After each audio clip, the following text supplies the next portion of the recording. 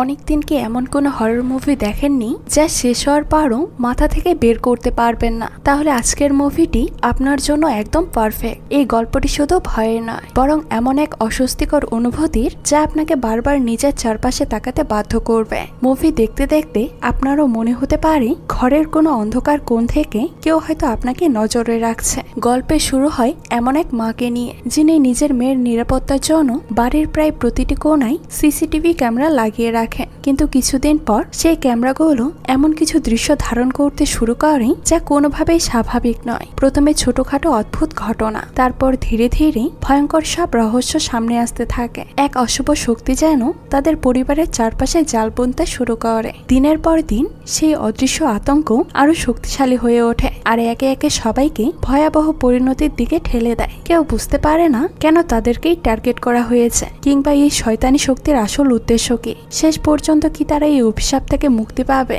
নাকি শয়তানের হাত থেকে কেউই রক্ষা পাবে না? সেই রহস্য জানতে হলে আপনাকে দেখতে হবে আজকের সম্পূর্ণ গল্পটি। তাহলে আর দেরি কেন, চলুন ঘুরে আসি ভয়ঙ্কর জগৎ থেকে। তো গল্পের শুরুতে আমরা দেখতে পাই আজিন নামের একটা মেয়ে উগ্রভাবে পোশাক পরে আয়ার ইন্টারভিউ নিতে এসেছে। তাকে দেখে মনে হচ্ছে সে কাজ করতে নয়, ফ্যাশন শোতে এসেছে। আর ওজি খুব সাদামাটা একজন সিঙ্গেল মাদার। স্বামীর পরকীয়ার কারণে তাদের ডিভোর্স হয়েছে। সে এমন উগ্র সাজগোজ দেখতে পারে না, তবুও সে আজিনকে কাজে রেখে দেয়। ওজি অফিসে বসে সিসিটিভি ক্যামেরায় দেখছিল আজিন একটা ফল কাটা ধারালো ছুরি নিয়ে তার মেয়ে সাউজির চারপাশে ঘোরাফেরা করছে। মূলত ওজি তার মেয়েকে ভীষণ ভালোবাসত। তাদের দুজনের ভেতর সম্পর্ক খুবই ভালো ছিল। পরদিন ওজি বাড়ি ফিরে দেখে আজিনের সাজগোজ দিন দিন বেড়েই চলছে। ওজি এসব দেখে রীতিমতো অবাক হয়ে যায়। তো ওজি তৃতীয় দিন সিসিটিভি ক্যামেরায় চোখ রাখলে দেখতে পায় তার মেয়ে সাউজি আজিনের মতো মেঝের উপর শুয়ে শুয়ে অনবরত হাত চাপড়াতে থাকে। ওজি ক্যামেরায় তার মেয়ে সাউজিকে ডাকে, কিন্তু সাউজি কোনো কথাই শুনতে পাচ্ছিল না। ওজি সবসময় তার সিসিটিভি ক্যামেরায়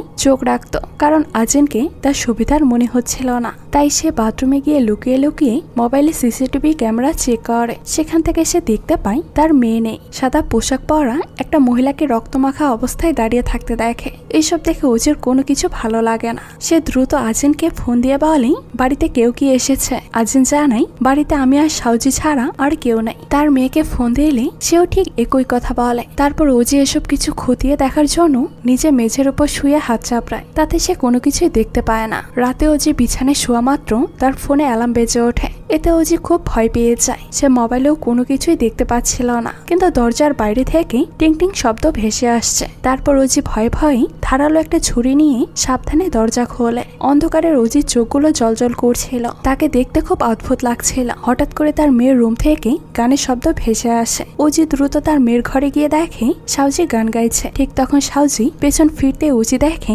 তার মেয়ের মুখে অদ্ভুত ভাবে মেকআপ করছে। ওজি জিজ্ঞাসা করে তোমাকে কে সাজিয়ে দিয়েছে? তখন সাউজি বলে আমি নিজে আজিনের কাছ থেকে শিখেছি। এতে ওজি তার মেয়ের কাছ থেকে লিপস্টিকটা কেড়ে নিয়ে গেলে তাদের মধ্যে ধস্তাধস্তি হতে শুরু হয়। ধস্তাধস্তির এক পর্যায়ে গিয়ে ওজি তার মেয়ের গালে একটা থাপ্পড় বসিয়ে দেয়। আর এখানে দেখা যায় একটা অদ্ভুত বিষয়, এই জোরে থাপ্পড় খেয়ে বাচ্চাটা এক ফোঁটাও কান্না করে না। সে শয়তানের মতো একটা অদ্ভুত হাসি দেয়। তারপর ওজি নিজের ভুল বুঝতে পেরে তার মেয়ের কাছে সরি বলে এবং তার মেয়েকে জড়িয়ে ধরে। তো পরদিন সকালে ওজি তার মেয়েকে জিজ্ঞাসা করে তোমার রাগ কমেছে? আর এখানে একটা অবাক করা বিষয় হলো সাউজির গতকালের বিষয়ে কোনো কিছুই মনে ছিল না। তারপর আজিন কাজে আসলে আজিনকে ইচ্ছা মতো বকাবকি করে এবং আজিনকে বলে তুমি আমার মেয়েকে এভাবে সাজিয়েছ কেন? আর তুমি একজন ন্যানি, তুমি তোমার মতো থাকবে, তুমি কেন এত সাজগুজ করে আসবে? মূলত ওজি কোনো মহিলাকে সাজগুজ করা দেখতে পারে না, কারণ অতীতে তার স্বামীকে অন্য একটা মহিলার সঙ্গে হোটেল থেকে বের হতে দেখেছিল। আর সেই রাগেই তার স্বামীকে ডিভোর্স দিয়ে ওজি তার মেয়েকে নিয়ে একা থাকতে শুরু করে। বুঝতেই পারছেন কোনো মেয়ে তার স্বামীর পরকীয়া সম্পর্ক মেনে নিতে পারে না। তারা যে বিল্ডিং এ উঠেছে সেই বিল্ডিংটা খুবই অদ্ভুত, কারণ বিল্ডিং এ মাঝে মধ্যে লিফট নষ্ট থাকে, সিঁড়িতে আলো থাকে না এবং নিচে থাকে এক অদ্ভুত রকমের প্রতিবেশী। সেই কোরিয়ান প্রতিবেশী নতুন বাসে উঠলে অদ্ভুত কিছু রিচুয়াল করে, যেমন দরজায় ঘন্টি ঝোলায়, চারপাশে লবণ ছিটাতে থাকে যাতে অশুভ শক্তি দূরে থাকে। ঠিক ওজিও তেমনটাই করছিল। সেই সময় তার নিচের প্রতিবেশী এসে সে লবণে পাড়া দিয়ে বলে এসব খাবার লবণে কাজ হবে না, অশুভ শক্তি তাড়াতে মোটা লবণ লাগে। তার প্রতিবেশী তাকে জিজ্ঞাসা করে, আপনাদের বাড়িতে কোনো পুরুষ মানুষ নেই? তারপর প্রতিবেশী টিস্যু পেপার গিফট হিসেবে দিয়ে বলে, এগুলো রাখুন, আপনাদের কাজে লাগবে। ওজি একথা শুনে তার মুখের উপর দরজা লাগিয়ে দেয়। পরদিন সে একটা সিস্টার খুঁজতে এজেন্সিতে যায়, আর সেখান থেকে একটা ভিয়েতনামের মেয়ে আজিনকে পায়। মূলত আজিন খুব সুন্দর দেখতে ছিল। তখন ওজি আজিনকে বলে, আমার মেয়ে সাউজির বয়স মাত্র 8 বছর, আর সে একটু অসুস্থ, তাই সে স্কুলে যায় না। তাকে সবসময় দেখার জন্য একজন আয়া রাখছি। যখন ওজি জানতে পারে আজিনের বোনও অসুস্থ, তাই সে চিকিৎসার জন্যই চাকরি করতে বাইরে বের হয়েছে। সেই সাথে সে ওজির মেয়ের অসুস্থতার কষ্ট বোঝে। এই কথা শোনার পর অজের মনটা খুব নরম হয়ে যায়। সে আর কোনো কিছু না ভেবে তার মেয়ের আয়া হিসাবে আজিনকে সিলেক্ট করে। কিন্তু ওজি আজিনকে একটা শর্ত দিয়ে দেয়, পৃথিবীতে যা কিছুই হয়ে যাক, কোনো মতে যেন কখনো তার হাজবেন্ড যদি তাদের খুঁজতে আসে, তাহলে তাকে যেন তার মেয়ের সঙ্গে দেখা করতে না দেওয়া হয়। শুধু তাই নয়, ওজি তার বাড়ির নিরাপত্তা নিশ্চিত করতে বাজার থেকে এক গাধা সিসি ক্যামেরা নিয়ে আসে, যাতে সে তার মেয়ের ওপর সবসময় খুব ভালোভাবে নজর রাখতে পারে। তবে এই পুরো বাড়িতে সিসি ক্যামেরা লাগায়। এরপর ওজি যখন অফিসে যায়, তখন তাকে অফিসের বস একটা কেস ধরিয়ে দেয়। আর কেসটা ভালোভাবে হ্যান্ডেল করার জন্য বিভিন্ন ইনফরমেশন বের করতে থাকলেই পুলিশ জানায় এটা একটা আত্মহত্যা, তাই কোম্পানিতে কোনো প্রকার টাকা দিতে হবে না। কিন্তু মৃত ব্যক্তির মোবাইল থেকে একটা ভিডিও ফুটেজ ওজিকে দেখতে বলে, আর একটা শর্ত জুড়ে দেয়, যদি সে প্রমাণ করতে পারে এটা আত্মহত্যা, তাহলে সে অনেক টাকা বোনাস পাবে। আর এখানে ঘটে একটা অদ্ভুত ঘটনা। ভিডিওটা ওপেন করতে অফিসে হট্টগোল শুরু হয়ে যায়। এক বয়স্ক মহিলা, তার নাম মেয়ে, চিৎকার করতে করতে ভিতরে ঢুকেই বলে, আমি মৃত আজুর মা। সে সবার সামনে এসে বলে, আমার মেয়ে আত্মহত্যা করেনি। এ কথা শুনে সিকিউরিটি গার্ড তাকে সামলানোর চেষ্টা করে। আর এসব কথা শুনে ওজি কোনো পাত্তা দেয় না, বরং সে বাড়ি ফিরে মেয়ের পড়াশোনার দিকে ফোকাস করে। সাউজি এতটাই বুদ্ধিমতী যে বাড়িতে পড়েই সে সবার থেকে বেশি নম্বর পায়। তারপর এক পর্যায়ে মেয়েকে ঘুম পাড়িয়ে ওজি সেই ভিডিওটা দেখতে শুরু করে। ওজি ভিডিওটাতে দেখতে পায় মৃত আজু হঠাৎ করে অদ্ভুত আচরণ শুরু করে, মুখ দিয়ে অদ্ভুত সব আচরণ করছে। তাকে দেখা যায় সে খুব আতঙ্কিত হয়ে ভিডিওটার বাইরে চলে যায় এবং তার মাথা দেয়ালের সাথে ঠুকতে থাকে। আর এটা দেখে ওজির গা শিউরে ওঠে। হঠাৎ ওজি পিছনে ফিরে দেখে তার মেয়ে সাউজি তার পেছনে দাঁড়িয়ে আছে এবং সে লক্ষ্য করে সাউজির চোখ মুখ ফ্যাকাশে হয়ে গিয়েছে। তারপরও ওজি তার মেয়েকে বলে, তুমি এত রাতে না ঘুমিয়ে কেন আমার পিছনে দাঁড়িয়ে আছো? যাও, ঘুমোতে যাও। ওজি বুঝতে পারে না যে তার ওই ভিডিওর অশুভ প্রভাব তার মেয়ের ওপরেই পড়তে পারে। পরদিন ওজি সে মৃত মেয়ের আজুর মায়ের সাথে দেখা করতে আসে এবং জানায়, ভিডিও দেখে আমার কাছে মনে হয়েছে এটা আত্মহত্যা। কিন্তু আজুর মা কোনো মতে সেটা মেনে নিচ্ছিল না। তারপর আজুর মা রেগে গিয়ে বলে, আমার মেয়ের আচরণ দেখলে তো বোঝা যায় যে এটা স্বাভাবিক আচরণ ছিল না, ওটা নিশ্চিত কোনো কালো জাদুর প্রভাব। তো যাই হোক, ওজি এক পর্যায়ে কোনো কথা না বলে সেখান থেকে চলে আসে, কারণ আজ ওজির মেয়ের 8ম জন্মদিন। সে তাড়াতাড়ি বাড়ি ফিরে যায়। ওজি পৌঁছে দেখে তাদের নিজের প্রতিবেশী তাদের জানালায় উকি দিয়ে কি যেন একটা দেখছে। ওজি জোরে বলে ওঠে, জানালা দিয়ে কি দেখছে? আরেকবার যদি আপনাকে এমন করতে দেখি তাহলে আমি পুলিশকে ইনফর্ম করব। তারপর ঘরে ঢুকে ওজি আজিনকে বলে, আচ্ছা তুমি যে ঘরের মেঝের উপর টানটান হয়ে শুয়ে থাকো, এতে তুমি কি শুনতে পাও? আমাকে একটু বলতে পারো? আজিন সিরিয়াসলি তাকে বলে, বিছানায় কিছু তেলাপোকা আছে, তারা হাঁটলে টিং টিং শব্দ হয়, আমি শুয়ে সেগুলোই অনুভব করি। ওজি এগুলো শুনে কিছুটা অবাক হয়ে বলে, কোরিয়ান তেলাপোকা তো টিং টিং শব্দ করে না। আচ্ছা বাদ দাও, এসব কথা না বাড়ায়। তারপর ওজি তার মেয়ের রুমে যায় এবং তারা দুজনে মিলে কেক কেটে জন্মদিন পালন করে। তো সাউজি যখন গান গাইছিল, ঠিক তখন তার মেয়েকে উইশ করতে যাবে, তখনই সে খেয়াল করলে বুঝতে পারে সাউজির ঠোঁট কাঁপছে। ঠিক ভিডিওতে ওজি যে মেয়েটাকে যেমন দেখেছিল। ওজি ভাবে মেয়ে হয়তো তার সাথে মজা করছে। ওজি গিফট আনার জন্য পাশের রুমে গেলে এদিকে এসে দেখতে পায় সাউজি রাক্ষসের মতো সে কেকটা খাচ্ছে। তার সারা মুখে এবং গায়ে কেক লেগে আছে। তারপর দরজায় কলিং বেল বেজে উঠলে ওজি গিয়ে দেখে তার একটা পার্সেল এসেছে। তারপর সেটা খুলে দেখতে পায় তার স্বামীর পাঠানো গিফট। আর এটা সাউজি শুনতেই তার মায়ের সাথে খারাপ আচরণ করতে শুরু করে। এক পর্যায়ে খারাপ আচরণ করতে করতে তার মাকে তুই বলে বলতে শুরু করে। সাউজি বলে, এটা বাবার পাঠানো, আমাকে দিয়ে দে। সে তার মায়ের সাথে এক পর্যায়ে ধস্তাধস্তি করে প্যাকেটটাই কেড়ে নেয়। তারপর সাউজি জোরে জোরে চিৎকার করে বলে, এটা আমার বাবার পাঠানো, তার মানে এটা আমার, আমাকে দে। এসব শুনে ওজি খুব হতাশ হয়ে যায়। একদিকে কাজের চাপ, অন্যদিকে মেয়ে তার কোনো কথাই শুনছিল না। এক কথায় বলা যেতে পারে অভদ্র হয়ে গিয়েছে। এদিকে ওজি মন খারাপ করে বসে থাকায় তার ফোনে একটা অ্যালার্ম বেজে ওঠে। তার মেয়ের ঘরে কিছু একটা নড়ছে। এখানে মূল টুইস্ট রিভিল হয়, সাউজি পড়াশোনা করে না, শুধু পেন্টিং করে। এদিকে উচিত সন্দেহ বাড়তে থাকে, নিশ্চয়ই এই আজিন কিছু করেছে। দক্ষিণ পূর্ব এশিয়ার মানুষ, বলা তো যায় না তার মেয়েকে কালো জাদু করছে কিনা। হঠাৎ করে এই ভিডিওটা লক্ষ্য করলে উচি দেখতে পাই পেছনে দেয়ালে লাল কালি দিয়ে কিছু একটা লেখা আছে। এই লেখাগুলো মোটেও শুভ কিছু নয়। এসব কিছু দেখে উচি ভীষণ ভয় পায়। তাই সে আর বেশি সময় নষ্ট না করে দ্রুত ছুটে যায় যে মেয়েটা মারা গিয়েছে তার মায়ের কাছে। তার মেয়ে কিভাবে মারা গিয়েছে, কি হয়েছে সবকিছু জানার জন্য। তবে আমরা এখানে লক্ষ্য করলে দেখতে পাই এই দুই মায়ের ভেতর বেশ ভালো একটা মিল ছিল। তারা দুজনেই তাদের সন্তানকে অনেক ভালোবাসত। ঠিক উজির মতো মেয়েও তার মেয়ের মারা যাওয়ার আগে যখন অসুস্থ ছিল তখন তার উপর নজর রাখার জন্য পুরো বাড়িতে প্রত্যেকটা কোনায় কোনায় সিসিটিভি ক্যামেরা লাগিয়ে রেখেছিল। এরপরে হঠাৎ করে যেন মেয়ের কিছু একটা হয়ে যায়। সে একটা ছবি দেখে অদ্ভুত পাগলের মতো আচরণ করতে শুরু করে। হঠাৎ করে ওজির কাছ থেকে দূরে সরে যায়, এমনকি ওজিকে তার বাসা থেকে বের করে দেয় এবং ভয়ঙ্কর ভাবে বলতে থাকে তুমি শেষ হয়ে যাবে, তাছাড়া তোমার পরিবারে যারা যারা আছে তারাও ধ্বংস হয়ে যাবে। মেয়ের এমন আচরণ দেখে ওজি কোনো কিছুই বুঝতে পারে না। বাড়ির বাইরে দাঁড়িয়ে যখন তার বাড়ির সিসিটিভি ক্যামেরা চেক করছিল তখন দেখে তার মেয়েকে কোথাও দেখা যাচ্ছে না, বরং রক্তমাখা সাদা পোশাকে একটা মেয়ে সম্পূর্ণ বাড়িতে ঘুরে বেড়াচ্ছে। এসব কিছু দেখে উজির পুরো মাথা নষ্ট হয়ে যায়। সে দ্রুত গাড়ি নিয়ে তার বাসার সামনে এসে পৌঁছায়। সে কোনো সিগন্যাল, ট্রাফিক পুলিশের নিয়ম কানুন কিছুই মানে না। তবে সবচেয়ে আশ্চর্যজনক ব্যাপার হলো ওজি বাসায় ঢুকে দেখে সবকিছু শান্ত স্বাভাবিক, বরং সাউজিকে তার ন্যানি নাচ শেখাচ্ছে। তো যাই হোক, ওজি আজিনকে জিজ্ঞাসা করে এতক্ষণ তাদের বাড়িতে কে ছিল, কিন্তু আজিন যতই তাকে বোঝাক এখানে কেউ ছিল না, শুধুমাত্র তারাই ছিল। কিন্তু ওজি আজিনের কোনো কথাই বিশ্বাস করতে পারে না, বরং সে মনে করে হয়তো আজিন মিথ্যে কথা বলছে। তাই চিৎকার করে তাকে বকাঝকা করতে শুরু করে। তাছাড়া ওজির মনে হচ্ছিল এই সাদা কাপড় পরা অদ্ভুত মেয়েটা হয়তো আজিনের সে অসুস্থ বোন, যাকে সে লুকিয়েই বাড়িতে রেখেছে, যার কারণে আজিনকে উজি চাকরি থেকে তাড়িয়ে দেয়। হঠাৎ করে এমন চাকরি চলে যাওয়ায় আজিনের মাথায় আকাশ ভেঙে পড়ে। এই মুহূর্তে সে কি করবে, কোথায় যাবে, অসুস্থ বোনের ট্রিটমেন্টের টাকা কোথায় পাবে, সে চিন্তা করে সে উজির হাত পা ধরে অনেক কান্নাকাটি করে। তাকে যেন চাকরি থেকে না ছাড়ানো হয়, কারণ তার প্রচুর টাকার প্রয়োজন। কিন্তু উজি তার কোনো কথা শোনে না, বরং অল্প কিছু টাকা হাতে ধরিয়ে দিয়ে তাকে এখান থেকে তাড়িয়ে দেয়। এতে করে আজিন বেশ রেগে যায়। সে যাওয়ার সময় উজিকে অভিশাপ দিয়ে বলে যায় তুমি আমার সঙ্গে যা করলে তার ফল তোমাকে ভোগ করতে হবে, তোমার মেয়ে আর বেশি দিন বাঁচবে না। এদিকে দেখা যায় আজিন চলে যাওয়ায় সাউজির রেগে নিজের রুমে দরজা বন্ধ করে দেয়। তার আঁকা ছবিগুলো চাকু দিয়ে কেটে নষ্ট করে ফেলে, আর মুহূর্তের ভেতর রুমের লাইট অফ হয়ে যায়। সাথে সাথে সাউজির রুমে দরজা খুলে যায়। তখন উজি দেখে রুমের ভেতর থেকে সাদা জামা পরা সেই রক্তাক্ত বডিটা তার দিকে হেঁটে আসছে, এমনকি তার বডিতে মাথা ছিল না। এসব কিছু দেখে উজি সেখানে ভয়ে চিৎকার করে অজ্ঞান হয়ে যায়। পরদিন সকালে তার ঘুম ভাঙলেই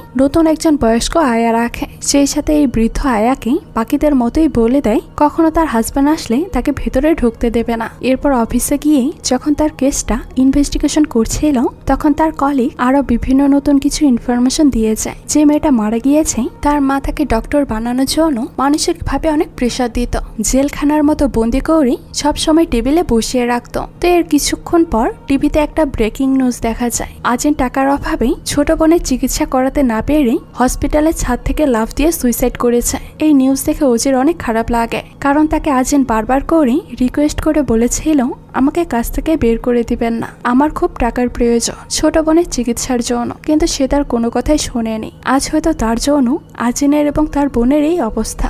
অন্যদিকে দেখা যায় ওজির হাজবেন্ড তার বাড়ির সামনে এসে সাউজির সঙ্গে দেখা করতে চায়, কিন্তু ওজি তার মেয়ের সঙ্গে তার হাজবেন্ডের দেখা করার অনুমতি দেয় না, তাকে এখান থেকে তাড়িয়ে দেয়। মূলত ওজির হাজবেন্ড এখানে এসেছিল তার মেয়ের অসুস্থতার খবর পেয়ে। পরপর এত ঝামেলার কারণে ওজির মন ভালো ছিল না, তাই সে রাতে কোনোভাবেই ঘুমোতে পারে না, যার কারণে সে তার মেয়ের সঙ্গে ওই রাতে দেখা করতে আসে। এসে দেখে সাউজি কার সাথে যেন একা একা কথা বলছে। তখন ওজি জিজ্ঞাসা করে তুমি কার সাথে কথা বলছো? তখন সে লক্ষ্য করে ওই ঘরের ভেতর বেশ কিছু প্যারানর্মাল অ্যাক্টিভিটিস হতে শুরু করেছে। তাই ওজি তার মেয়েকে নিয়ে দ্রুত তার রুমে চলে আসে। এদিকে এই সাদা কাপড় পরা আত্মাটা বাইরে দরজায় দাঁড়িয়ে বারবার নক করতে থাকে, কিন্তু এইসব বিষয়ে ওজি কোনো পাত্তা দেয় না। সে শুধু তার মেয়ের দিকে খেয়াল রাখে। তখন মুহূর্তের ভেতর দেখা যায় সাউজি অদ্ভুত রকম কিছু আচরণ করছে। অস্বাভাবিকভাবে তার শরীর বেগে যেতে থাকে এবং মুখ থেকে ফেনা উঠতে শুরু করে। এসব কিছু দেখে ওজি বেশ ভয় পায়। তখন বাইরে থেকে ওই সাদা ড্রেস পরা আত্মাটা ওজিকে ডেকে বলতে শুরু করে,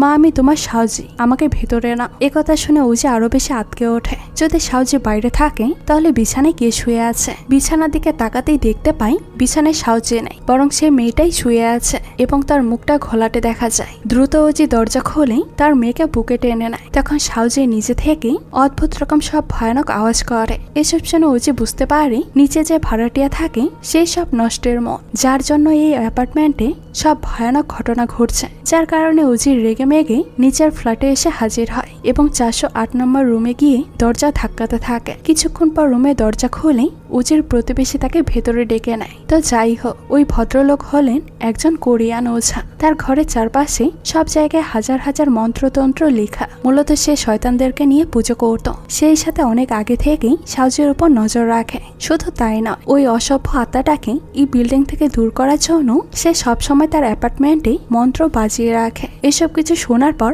ওজি তাকে তার অ্যাপার্টমেন্টে নিয়ে আসে। আর সম্পূর্ণ অ্যাপার্টমেন্ট ঘুরে ওঝা তাকে জানায় মানুষের শরীর একটা কাচের পাত্রের মতো। খুব বেশি চাপ সহ্য করলে সে বেশিক্ষণ টিকে থাকতে পারে না, ভেঙে যায়। আপনার মেয়ে কিছুদিন আগে যে মন্ত্রটা বিড়বিড় করে বলছিল সেটা ছিল একটা নিষিদ্ধ মন্ত্র, আর সে এটা পড়েই আত্মাদেরকে তার ভেতর ডেকে নিয়েছে। মূলত মন্ত্রটা ছিল তোমরা আমার শরীরে এসে প্রবেশ করো। সে আত্মাদের স্বেচ্ছায় নিজের শরীরে বসবাস করার জন্য জায়গা করে দিয়েছে। এখান থেকে বাঁচতে গেলে হয়তো সাউজিকে মেরে ফেলতে হবে, নয়তো তারা সর্বোচ্চ দিয়ে চেষ্টা করে যেতে হবে। এসব কথা শুনে ওজি বেশ ভয় পেয়ে যায়। তাই সে বারবার করে তার মেয়েকে ঠিক করার জন্য অনেক অনুরোধ করতে থাকে, যার কারণে ওঝা কাগজে মন্ত্র লিখতে শুরু করে এবং অজিতের রুমে দরজার উপরে লাগিয়ে দিতে বলে। এটাকে পানি থেকে দূরে রাখতে বলে। দরজায় মটরের দানা ছিটিয়ে দেয় এবং যে মেয়েটা কিছুদিন আগে মারা গিয়েছে তার ছবিও সম্পূর্ণ পুড়িয়ে দিতে বলে। কিন্তু ওজির কাছে এই মেয়েটার ছবি ছিল না। যেভাবেই হোক একটা ছবি তাকে ম্যানেজ করতে হবে,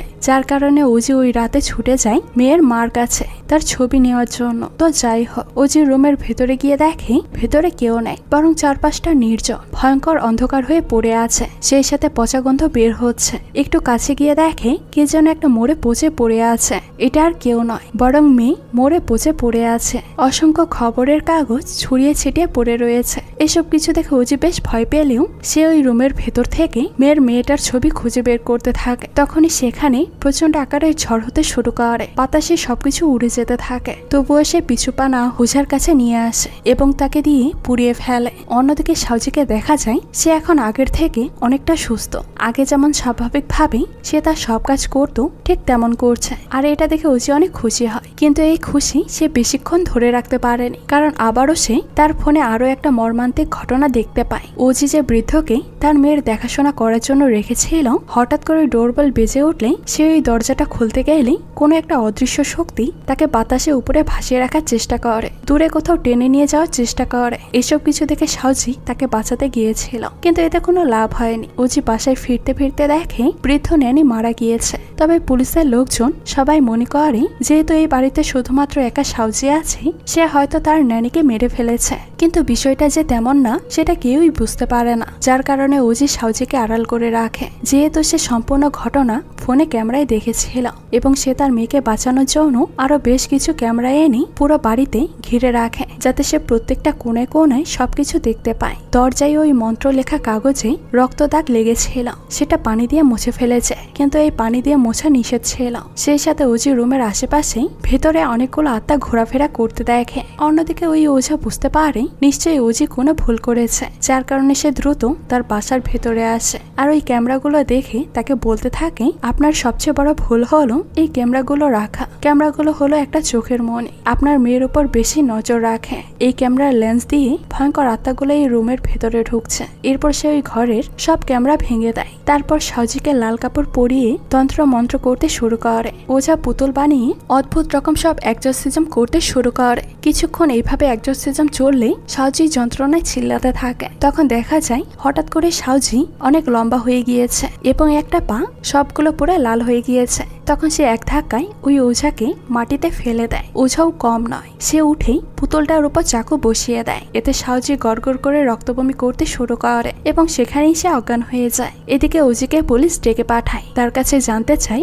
আপনি কেন আপনার মেয়েকে তার বাবার সাথে দেখা করতে দেননি, আর আপনার মেয়ে 18 বছর হয়ে যাওয়ার পরেও তার কেন কোনো আইডি কার্ড নেই। কিন্তু ওজি হেসে দিয়ে তার মেয়ের বয়স 8 বছর দাবি করে। ওজি বলে এত কম বয়সে কিসের আইডি কার্ড। একথা শুনে পুলিশ অফিসার গম্ভীর হয়ে আবারও পাল্টা প্রশ্ন করে, আপনি কি জানেন এখন কত সাল চলে? সালটা হলো 2026 সাল, আর সাউজির জন্ম ছিল 2007 সাল। এ থেকে বোঝা যায় সাউজির বর্তমান বয়স 18 বছর, 8 বছর নয়। মূলত 2015 সালে ওজির স্বামী যখন পরকীয়া হোটেলে যেত, ওজি সাউজিকে গাড়িতে বসিয়ে রেখে তার স্বামীকে ফলো করত। একদিন ওজি গাড়ি থেকে নেমে সামনে এগোতে হঠাৎ করে গাড়িতে আগুন ধরে যায়, আর এতে করে সাউজি পুড়ে যায়। ওজি এটা দেখে মানসিকভাবে খুবই ভেঙে পড়ে, আর সে থেকে ওজি ভাবে তার মেয়ের বয়স এখনো কমিয়ে আছে। ওজি গত 10 বছর ধরে 18 বছরের সাউজিকে 8 বছরের বাচ্চা বলে দাবি করে এসেছে এবং সাউজিকে জোর করে প্রাইমারিতেই পড়াতো। অর্থাৎ এই সবকিছুই ছিল ওজির হ্যালোসিনেশন। সাদা পোশাক পরা, মুখ পোড়া যাকে আমরা ভূত ভাবছিলাম, ওইটাই আসলে তার আসল মেয়ে সাউজি। এদিকে থানায় যখন জেরা করা হচ্ছিল, ওজির স্বামী তখন মেয়ের টানে সেই ফ্ল্যাটে পৌঁছে যায়। 10 বছর পর বাবাকে দেখতে পেয়ে সাউজি তার বাবাকে জড়িয়ে ধরে। ঠিক সেই মুহূর্তে ওঝা দেখে সে যে পুতুলটা পরিয়েছিল সেই পুতুলটা পরে নেই। ওজি বুঝতে পারে তার সর্বনাশ হয়ে গিয়েছে। এ থেকে বোঝা যায় শয়তান তার কাছ থেকে এখনো যায়নি। অদৃশ্য শক্তি ওঝার মাথা কেটে ফেলে, এতে ওঝা রক্তবমি করে মারা যায়। ওজি থানা থেকে ফিরে দেখতে পায় ঘরে প্রচুর ব্লিডিং হচ্ছে, আর সে দেখতে পায় সাউজি তার বাবার মাথার পাশে বসে আছে। এ থেকে ওজির আর বুঝতে বাকি থাকে না শয়তানের প্ররোচনায় পড়ে সাউজি তার বাবাকে মেরে ফেলেছে। ওজি এটাও বুঝতে পারে তার অতিরিক্ত শাসন সাউজিকে খারাপ বানিয়ে ফেলেছে। ওজি এবার নিজের পাপের প্রায়শ্চিত্ত করার সিদ্ধান্ত নেয়। একে একে নিজের হাতে এসব সিসি ক্যামেরা বন্ধ করে দেয় এবং সেই সিসিটিভি ফুটেজ সবকিছু ডিলিট করে দেয়, কারণ তার মেয়েকে যেন কেউ খুনি প্রমাণিত না করে। শুধু একটা ক্যামেরা অন রাখা ছিল। এরপর সে স্বামীর লাশের গলার কাছে গিয়ে দা দিয়ে কোপ দিয়ে মাথাটা আলাদা করে ফেলে, আর এতে করে যেন মনে হয় ও যে এই খুনটা করেছে। মূলত তার মেয়েকে বাঁচানোর জন্য সে এমনটা করে। কিন্তু সাউজির শরীরে এখনো তো শয়তান রয়েছে। শয়তানটাকে তাড়ানোর শেষ উপায় হচ্ছে সেই নিষিদ্ধ মন্ত্র পড়া। আর এটা জেনে ওজি সে মন্ত্র পড়া শুরু করে, আমার শরীরে এসো। আর মন্ত্র পড়া শেষ হতেই ওজির শরীর কেঁপে ওঠে। শয়তানটা সাউজির শরীর থেকে তার মায়ের শরীরে প্রবেশ করে। তো এক পর্যায়ে ওজি তার নিজের গলায় নিজে ছুরি দিয়ে আত্মহত্যা করে, আর সাউজি অপলক দৃষ্টিতে তার মায়ের দিকে তাকিয়ে থাকে। সাউজি জীবনে অনেক কষ্ট পেয়েছে। বাবার পরকীয়া, আগুনে পোড়া, মায়ের 10 বছরের বন্দিদশা, তারপর শেষমেশ শয়তানের ঘর। আর গল্পের শেষের দিকে একটা টুইস্ট রিভিল হয়। পুলিশ যখন 18 বছরের মেয়ে সাউজিকে জিজ্ঞাসা করে তুমি সব জানো কি না, সে মুচকে হাসে। মূলত সে বুঝতে পেরেছিল 18 বছর বয়স হয়েছে। তার মা তাকে বাঁচানোর জন্য নিজে খুনের অপরাধটা নিয়েছে। তারপর সাউজির ঘাড়ে ভর করে সেই শয়তানটাও তার কাছে ডেকে নেয়। সাউজির মা মারা যাওয়ার পর সাউজি এখন অনেক খুশি, আর এটা সাউজির মুখের হাসি দেখেই বোঝা যাচ্ছিল। আর এর মধ্য দিয়েই আজকের এই মুভিটা শেষ হয়। তো আপনাদের কাছে এই মুভিটা কেমন লেগেছে সেটা কিন্তু অবশ্যই কমেন্ট করে জানাবেন। আজকে এই পর্যন্তই, দেখা হচ্ছে নতুন কোনো ভিডিওতে। সেই পর্যন্ত সবাই ভালো থাকবেন। আল্লাহ হাফেজ।